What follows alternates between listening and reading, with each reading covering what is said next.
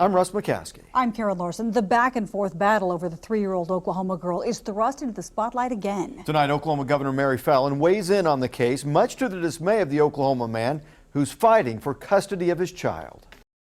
At the center of the case, an almost 4-year-old little girl named Veronica. A South Carolina couple, Matt and Melanie Capobianco, have been trying to adopt her, but the girl's father, Dustin Brown, is trying to keep her. A South Carolina court accuses Brown of custodial interference because he refuses to give up the child.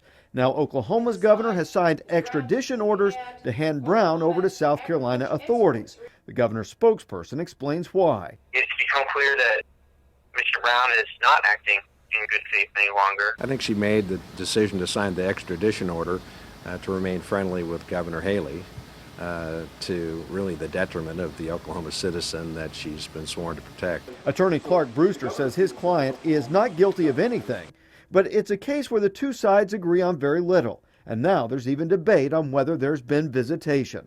The Capobiancos have been denied visitation, and that has actually been in contradiction with a court order. One of the bases for her to sign the extradition order was that there was no visitation. That's just not true. I mean, the Capobiancos have been visiting Veronica regularly. Keep in mind, the extradition order is separate from the custody battle that's now before the Oklahoma Supreme Court. A ruling could come at any time. Brown's attorney says they just want a fair hearing, looking into the best interest of Veronica, and they don't plan on stopping until that happens. I would think lesser of him if he would just acquiesce and give his daughter up, and he doesn't intend to without a fight.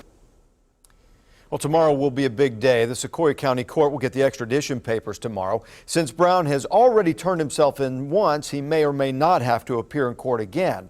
A hearing on extradition is set for September 12th, but the judge could move that date up. We'll be in Sequoyah County tomorrow and have the latest on the case. The case goes back almost 4 years now. Veronica was born in September of 2009. In January of 2010, the Capobiancos served Brown with adoption papers, which he signs, but then files for custody the next day.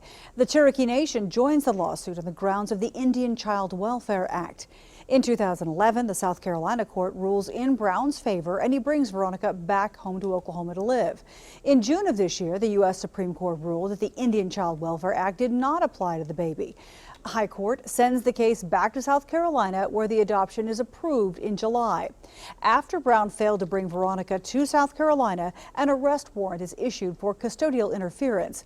And today, Governor Fallin signed the extradition order, sending Brown back to South Carolina to face charges. Veronica turns 4 on September 15th. For an in-depth, interactive timeline of the baby Veronica case, log on to our website, kjrh.com.